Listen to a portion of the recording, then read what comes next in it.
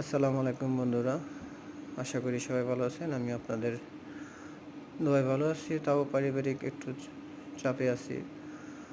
মেয়েটা অনেক অসুস্থ, তাই নিজে রান্না করার চেষ্টা করতেছি। রান্নার সব সেট আগে থেকে করে দিয়েছে বাচ্চার মা। তরকারি, মাছ এগুলো আগে থেকে ধুয়ে দিয়েছে, শুধু আমি সেট আপ নিয়ে বসছি, এখন রান্না করব, এই আর কিছুই না। কখনো তেমন রান্না করা হয় নাই, তারপর রান্না করার চেষ্টা করতেছি। নিয়েছি আমার বাজার থেকে আনা, বাবা এনেছিল বাটা মাছ। মাছ হলুদ মরিচ দিয়ে মাখায় রেডি করে নিতেছি, এবং চুলায় এক পাশে ভাত চড়ানো আছে, আরেক পাশে মাছ ভাজবো।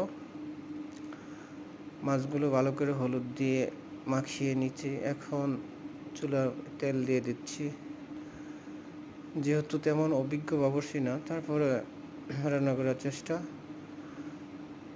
পারিবারিক সমস্যা যেহেতু, তাই নিজের রান্না নিজে করতে হবে।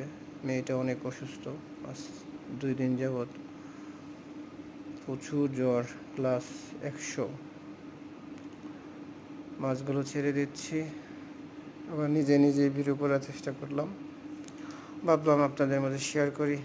জানি না কখন কার কোন পরিস্থিতিতে পড়তে হয়, তাই আগে থেকেই কিছু রান্না করার চেষ্টা। মাছ অলমোস্ট ভাজা হয়ে গেছে, তারপরও আর একটু করার চেষ্টা করতেছি, দেখা যাক। সেই ফাঁকে মাছগুলো একবারে নাইরা আপনি দেখেন কী করে ফেলাইছি। এর মাঝখানটা জয়েন দিয়েছে আমার অসুস্থ মেয়ে, সে নিজে রান্না করবে বাবার সাথে। তার অলরেডি 100 জ্বর, তারপরে সে রান্না করব।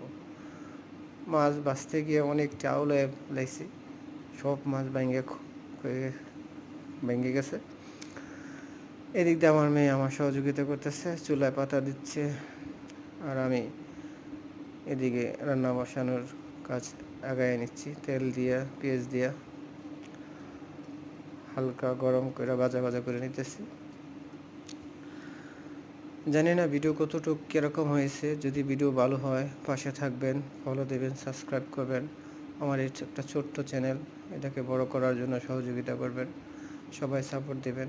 হলুদ দিয়ে দিচ্ছি, এখন মরিচ দেব, মরিচ দিয়ে কষায় নিব হালকা।